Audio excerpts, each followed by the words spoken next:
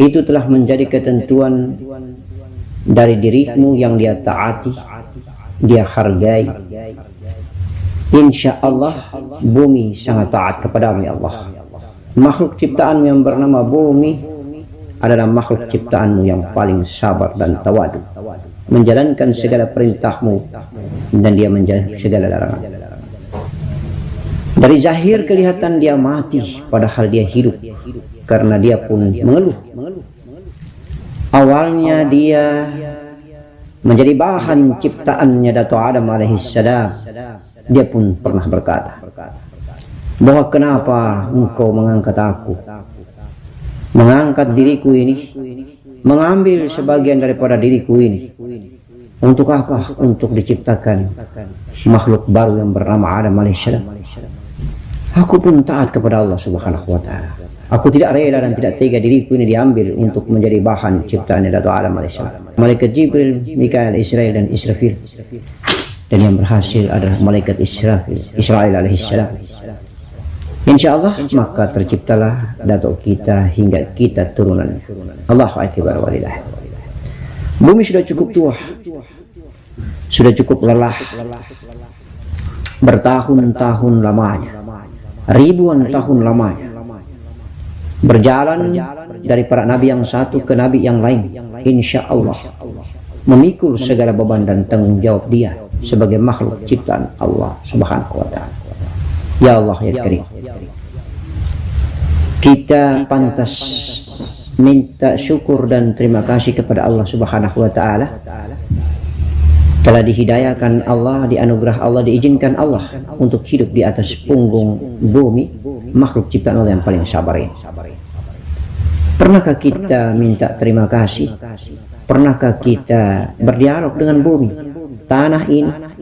Ya Allah ya Karim, dia cukup sabar memikul beban ketika kita jalan di atas punggungnya.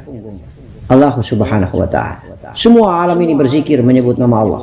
Semua alam ciptaan ini yang berasal dari Nur Muhammad. Semua alam ciptaan ini berzikir dan mencintai Allah, mengasihi Allah dan menyayangi Allah. Api, angin, air, tanah, seluruh isinya. Insya Allah jasad daripada api, jasad daripada angin, jasad daripada air dan jasad daripada tanah. Ruh daripada api, ruh daripada angin, ruh daripada air, ruh daripada tanah. Zahir maupun batin ciptaan alam ini menyembah, bersujud, berzikir, mencintai Allah subhanahu wa ta'ala.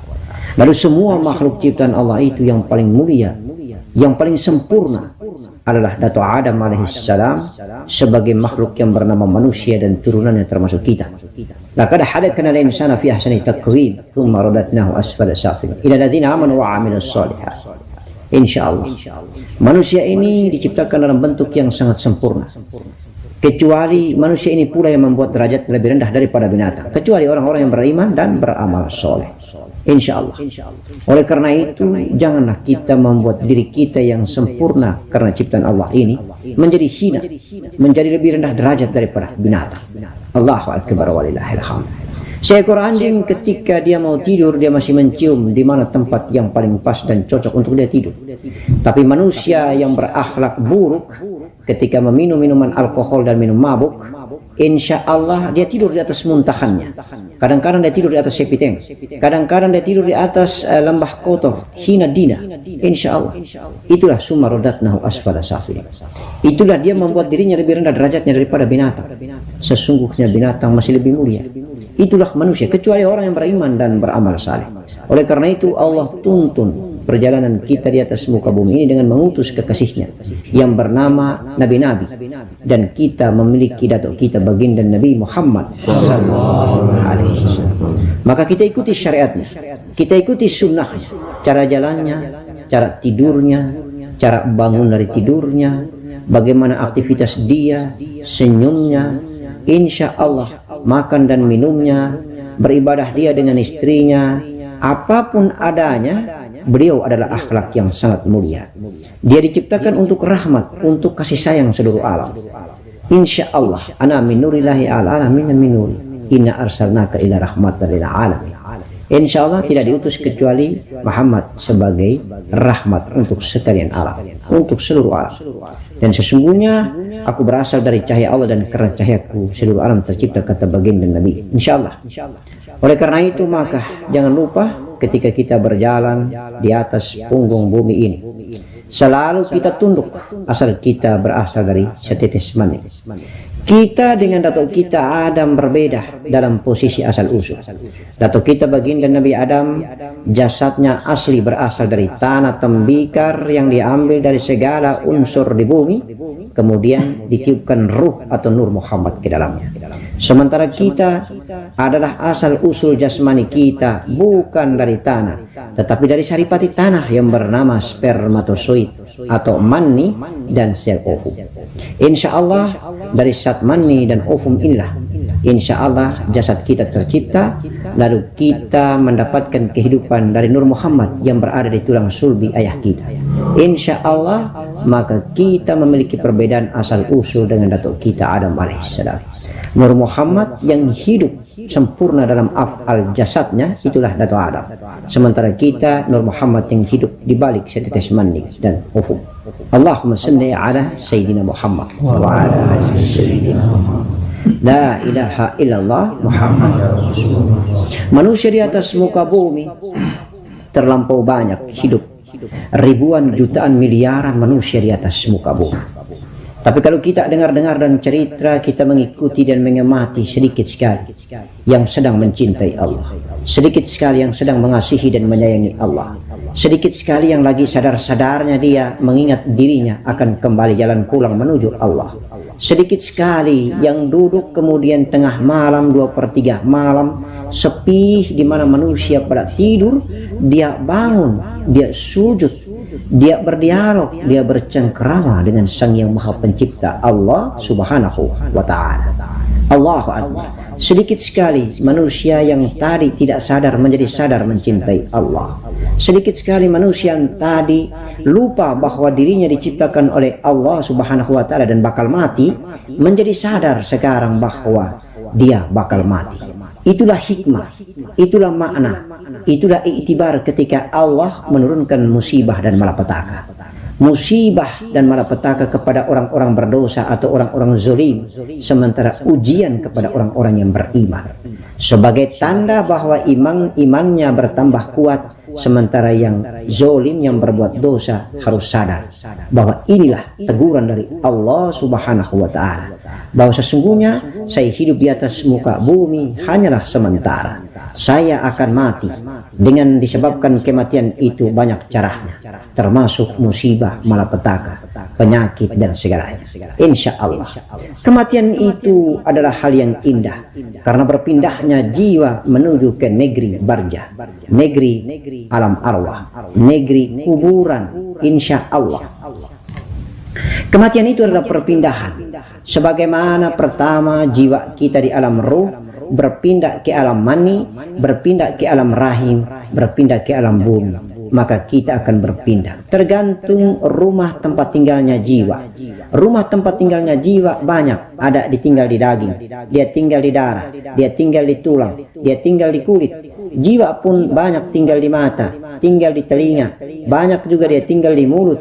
Ada juga yang tinggal di jantung, empedu, limpa, hati dan paru-paru. Benda-benda mati yang bernama raga alias fisik ini dihuni oleh jiwa, jiwa kehidupan, ruh kehidupan, ruhul hayati.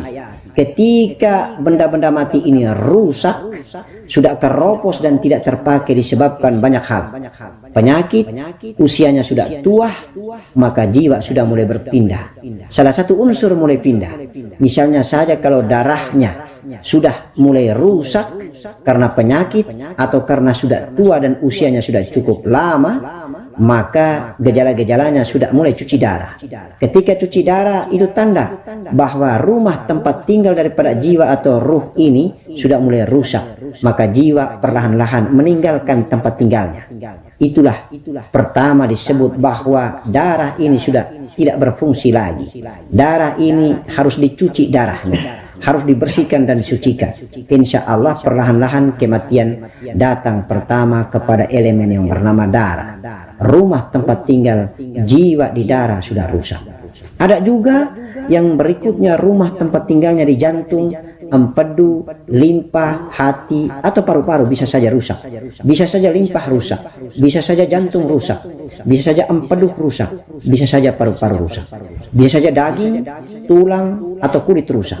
Seseorang yang tulangnya rusak, rumah tempat tinggal jiwa di tulang itu rusak, maka orang ini stroke. Orang ini tulangnya sudah tidak berfungsi, mengalami sendi, mengalami proses ketuaan atau proses karena penyakit, maka jiwa yang tinggal di tulang berangkat pulang meninggalkannya.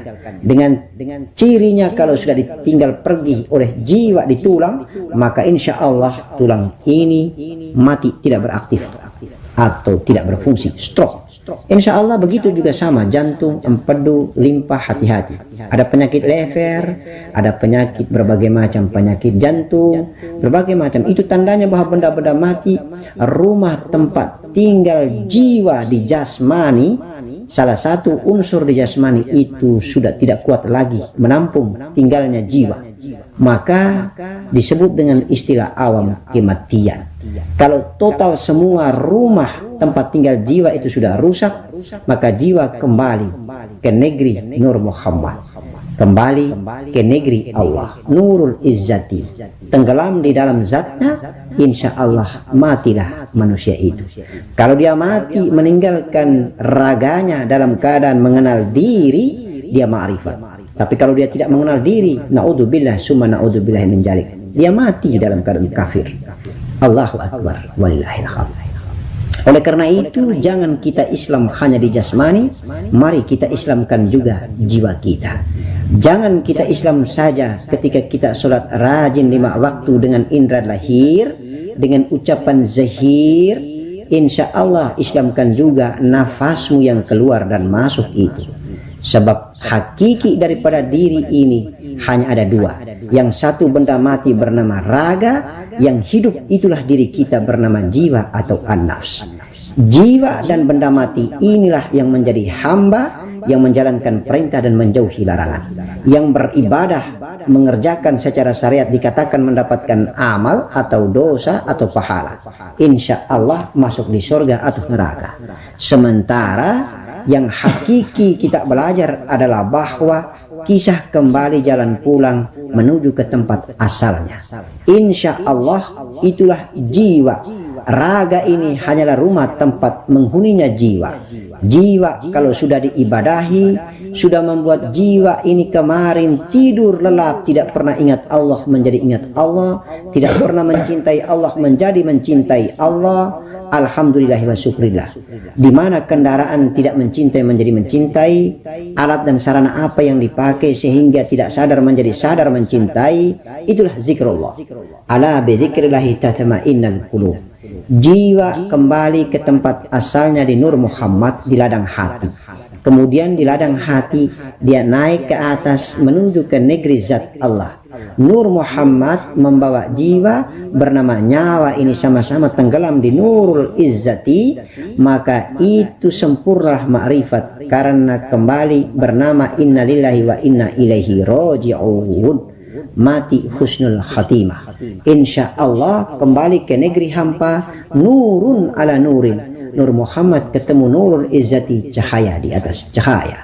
Allahu Akbar, walillahil hamd. Oleh karena itu berulang-ulang saya katakan wakil daripada jasmani ini adalah elemen yang bernama darah. Darahlah yang mewakili karena darahlah yang mengalir dan menyebar mendistribusikan dirinya secara keseluruhan di unsur-unsur jasmani ini. Kemudian yang mewakili kehidupan itu adalah diri kita sejati asli yang bernama an-nafs atau nafas ini. Insya Allah nafas ini dengan jasmani yang bernama darah, darah dan nafas inilah hamba, abdi, zahirnya Nur Muhammad, dan kembali ke asalnya Nur Muhammad. Nur Muhammad kembali lebur dan fana di dalam Nurul Izzati, sempurnalah dari Allah kembali ke Allah. Datang ke bumi, pulang ke negeri akhirat. Datang ke bumi menjadi zahir, nampak nyata af'al, kemudian kembali menjadi asma, sifat dan zat. Itulah alif lam lam ha. Ha, kembali ke lam akhir, kembali ke lam awal, kembali ke alif, kembali ke titik daripada huruf ba dan kosong.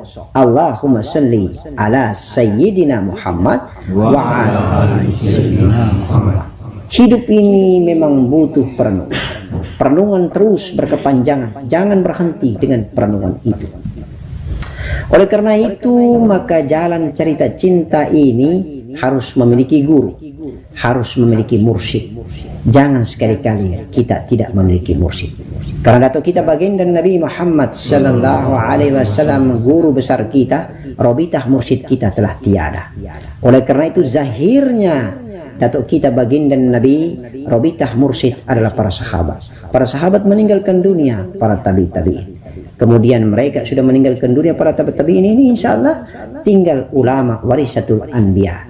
Ulama inilah, di dalam ulama inilah ada mursyid, ada murabbi, ada guru-guru kita, sehingga mekanisme dan tata cara kita jalan pulang rapi tuntunannya, sebab pertanggungjawaban hakiki jelas ke atas. Kita guru, kerobita mursyid baginda Nabi, kemudian kepada Allah Maha Guru, insya Allah. Itulah sebagaimana asal muasal kita. Kita zahir sebagai hamba, kemudian jiwa sebagai hamba, kembali ke diri sejati Nur Muhammad, kembali kepada yang menciptakan kita dan kita sembah sebagai Nurul Izzati, Nurul Zat, Allah sebagai zat yang menzahirkan sifatnya, yang menzahirkan af'al, perbuatan atau makhluk jasmani dan jiwa. Insya Allah. Sebenarnya lingkaran perjalanan kita mengenal diri ini hanya sekitar itu. Tetapi kita terlampau jauh membahas dan berdiskusi, kita terlampau jauh membacakan kitab, menganalisa dan mengkaji. Kemudian kadang-kadang kita tidak sadar diri bahwa ilmu yang kita miliki itu harusnya kita lakoni, kita amalkan agar kita dapat mengalami dan merasakan adanya ilmu yang kita diskusikan itu. Insya Allah, karena ilmu itu juga termasuk sifat daripada Allahu Zat yang bernama Nur Muhammad. Oleh karena itu kita harus buktikan kita tenggelam di dalam ilmu, kita mencapai ilmu, mendapatkannya dengan mengalami dan merasakan. Kendaraan terbaik kita untuk menuju ke tempat itu adalah zikrullah. Mengapa kita tidak manfaatkan? Kita terlalu berleha-leha karena kita lupa sesungguhnya keakuan, ketekaburan, kesombongan ketika berdiskusi ilmu ma'rifat. Insya Allah kita lupa bahwa itu adalah godaan, ujian buat kita. Lalu kita lupa berjalan, bermi'raj, melakoni, mengalami dan merasakannya dengan cara mempraktikkan tafakur ilallah, beribadah, melaksanakan sholat kepada Allah Subhanahu wa Ta'ala. Tetapi justru kita terlena dengan berdiskusi, berbicara, lalu ada rasa unsur riya muncul dari dalam diri bahwa kita hebat dalam berbicara ma'rifat billah. Kemudian ketika orang dikonsumsi ilmu ini mendengar, mereka percaya dan yakin bahwa Anda yang berbicara ma'rifat ini luar biasa, ilmu Anda sudah tinggi. Apakah Anda sudah bermakrifat kepada Allah? Apakah Anda sudah jalan dan bermi'raj? Apakah Anda sudah bertemu datuk baginda Nabi? Apakah Anda sudah bertemu para kekasih Allah? Apakah Anda sudah membuktikan bahwa di negeri akhirat itu adalah negeri yang ada-adanya? Adalah negeri yang betul-betul nyata adanya? Apakah jenis dan luasnya negeri daripada akhirat itu? Di mana bagaimana caranya kita jalan pulang? Pertanyaan-pertanyaan demi pertanyaan ini adalah merupakan perenungan yang panjang bagi orang yang berbicara ma'rifat billah. Hati-hati ketika kita berbicara, jangan sampai kita terjebak dalam alunan bicara. Sekarang banyak sekali tujuan dan niat orang berbicara ma'rifat. Pertama, agar dia diakui bahwa dia berilmu. Yang kedua, hanya sebagai komersialisasi, agar mendapatkan kepercayaan, kemudian diberikan harta, pangkat, jabatan, dan kedudukan. Kemudian di depan manusia, tetapi dia tidak mendapatkan kemuliaan di hadapan Allah. Orang yang berbicara makrifat harus dia buktikan dengan mengalami, berjalan, dan merasakan. Oleh karena itu, mendapatkanlah mursyid sebagai guru, sehingga menjadi kekal zahir dan kekal batin untuk menuntun, membimbing, sebagaimana gantinya engkau memiliki Nabi, baginda Nabi Muhammad sallallahu alaihi wasallam. Karena sesungguhnya datuk kita baginda Nabi sudah tiada. Oleh karena itu, maka apabila kita ingin diakui sebagai umatnya, bergurulah, bermursyidlah, bersanadkan baginda Nabi Muhammad sallallahu alaihi wasallam. Sebab besok lusa nanti kita meninggalkan dunia di padang mahsyar, kita akan dicari tahu, kita akan harus membuktikan tentang resmi dan sahnya kita sebagai umat baginda Nabi Muhammad sallallahu alaihi wasallam. Itulah Nur Muhammad, itulah cahaya putih. Barang siapa memiliki Nur Muhammad, barang siapa memiliki cahaya putih, barang siapa memiliki tanda dan identitas resmi bahwa dia adalah umat Muhammad, melalui air wudunya kah, melalui sholatnya kah, melalui puasanya kah, melalui cahaya Al-Quranul Karim ketika dia menghafal sebagai hafiz hafizokah, insya Allah ini akan membuktikan isyarat dan tanda bahwa sesungguhnya dia adalah umat Muhammad. Banyak yang mengkomplain sebagai umat Muhammad dan golongan, tetapi belum tentu, karena itu akan dibuktikan dalam perjalanan-perjalanan ghaibiyah. Oleh karena itu Islam diyakini bukan hanya dengan surat, tetapi sirat. Bukan hanya diyakini secara syariat, tetapi diyakini pula secara hakikat. Oleh karena itu perjalanan-perjalanan spiritual, para sufi dan datuk-datuk kita ahli tasawuf kekasih Allah Subhanahu wa taala, mereka bermodalkan syariat dan hakikat. Syariat mereka bermodalkan firman Allah, kitab Allah Al-Quranul Karim yang mulia, dan sunnah Nabi, hadis Nabi, riwayat para Nabi. Insya Allah mudah-mudahan Allah membenarkan perjalanan mereka secara zahir, tetapi secara batin, pengalaman spiritual berjalan batin pula lah yang menjadi iman akidah tertinggi mereka dikala mereka melakoni, berjalan dan menemui sang sejati Allah Subhanahu wa taala di alamnya, di alam gaib. Allah itu berada di alam gaib, bukan berada di alam nyata. Oleh karena itu maka temulah Allah dalam keadaan gaib. Itulah as-salatu mi'rajul mu'min. Salat itu mi'rajnya orang-orang mukmin. Jasadnya berada di bumi, mengucapkan lisan takbir, tetapi jiwanya berkelana, bermi'raj bertemu Allah Subhanahu wa taala melalui akidah yakin, melalui akidah rasa di negeri Nur Muhammad, di ladang hati. Itulah hati orang mukmin itu, Baitullah. Bertemulah dengan Allah di hatimu, melihatlah Allah dengan rasamu. Insya Allah engkau akan ma'rifat, mencintai Allah kekal selamanya, tidak akan hilang dan sirna, tidak akan punah adanya, karena engkau telah tahu di mana posisi Allah berada.